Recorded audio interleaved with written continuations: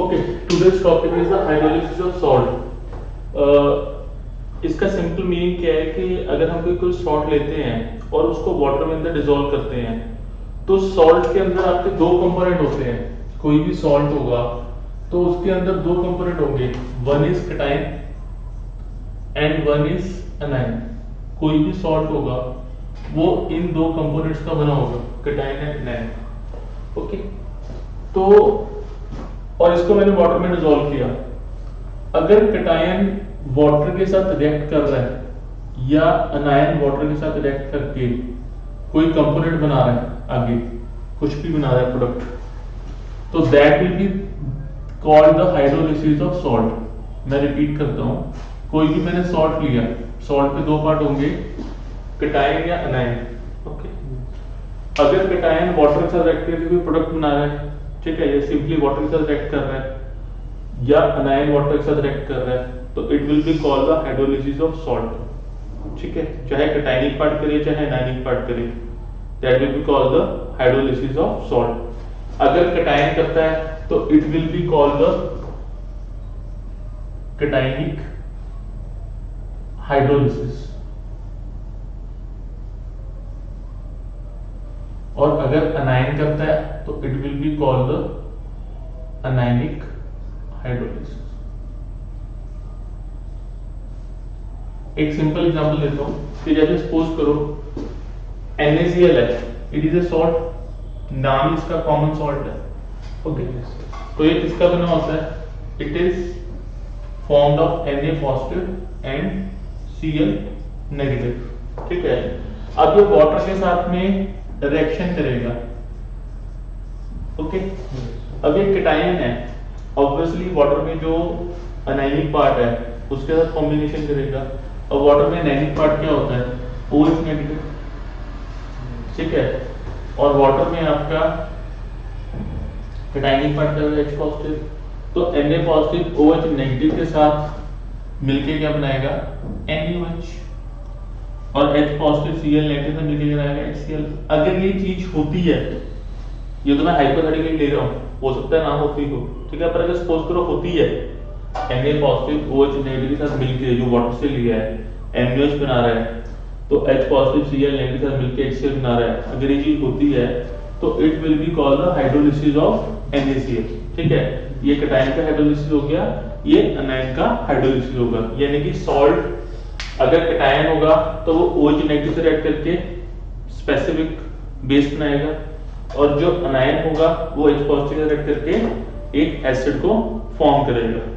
ये बात समझ में आ गई? ठीक है, ये hypothetical, it is not true, ये हाइपोथेटिकल मैंने आपको बताया। अब जो सॉल्ट है कौन सा कब रिएक्ट करता है उसको देखना जरूरी है। तो लास्ट लेक्चर में मैंने आपको 4 टाइप के सॉल्ट्स बताए थे, वो सॉल्ट्स को मैं रिपीट कर देता हूँ, ठीक है, ताकि कंफ्यूजन ना रहे।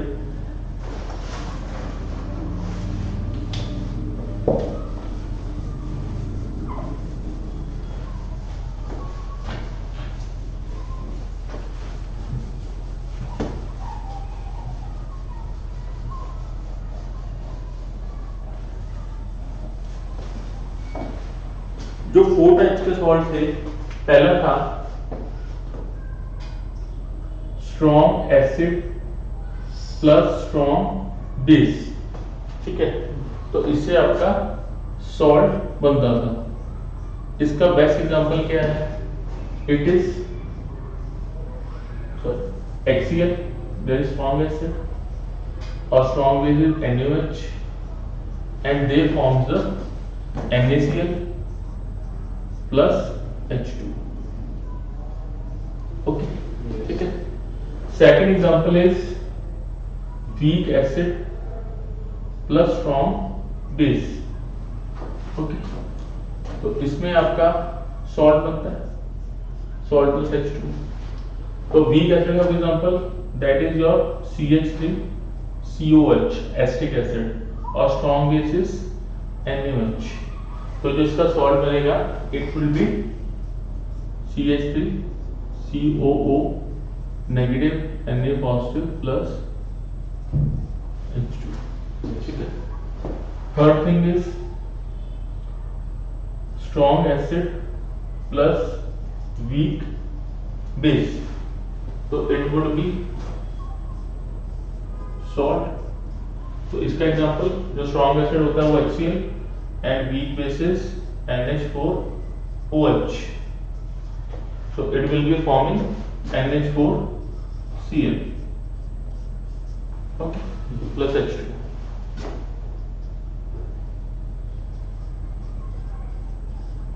And last one is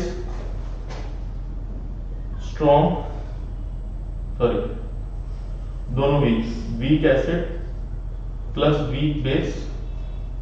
तो इसका एग्जांपल सपोज कर लो, ले लो वीक एसिड, ले लो आप CH3COH और वीक बेस ले लो आप NH4OH।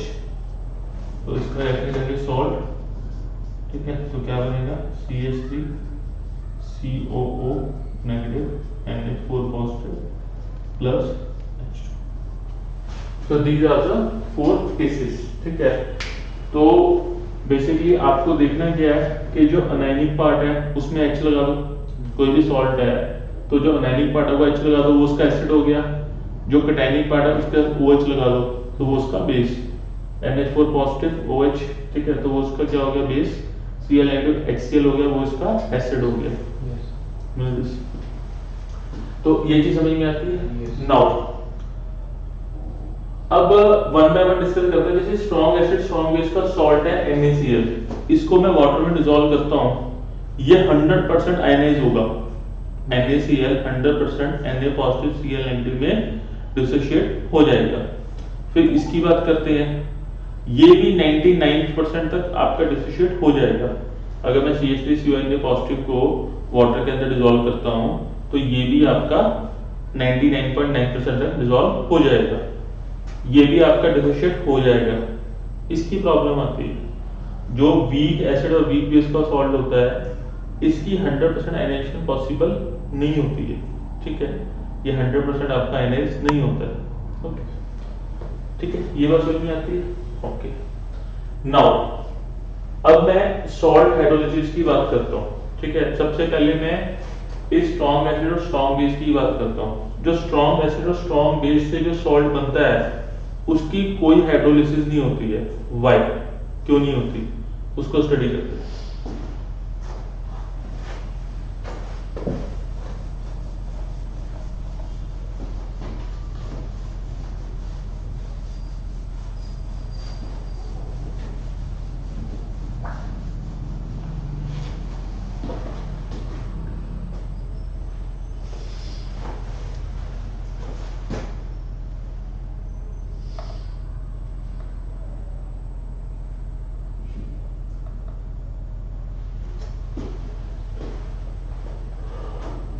अब इसकी बात करते हैं। जैसे सपोज करो मैंने NaCl लिया, ठीक है, NaCl को वाटर में डाला तो ये Na पॉजिटिव में डिसोशिएट हुआ और Cl नेगेटिव, ठीक है, ओके।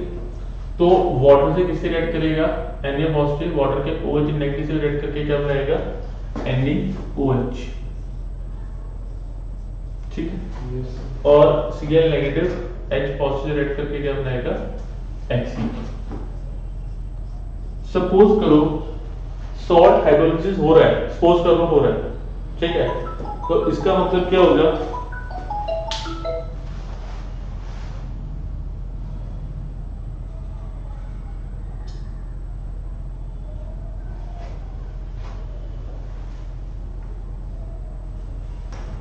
अगर सपोज करो सॉल्ट हाइड्रोलिसिस हो रहा है तो इसका मतलब क्या होगा, जो Na पॉजिटिव और OH नेगेटिव से मिलकर क्या बना रहा है, NaOH बना रहा है, ठीक है।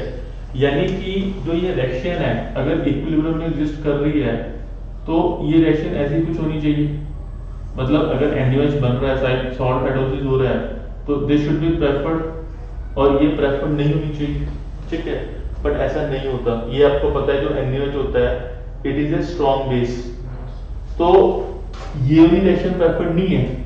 कौन सी प्रेफर्ड है, दिस वन इज प्रेफर्ड, और ये वाली बहुत ही कम, ठीक है, क्योंकि NaOH is a strong base. तो NaOH की जो टेंडेंसी है वो Na पॉजिटिव और OH नेगेटिव में डिसोशिएट होने की है। Na पॉजिटिव OH नेगेटिव मिलके NaOH नहीं बनाएंगे,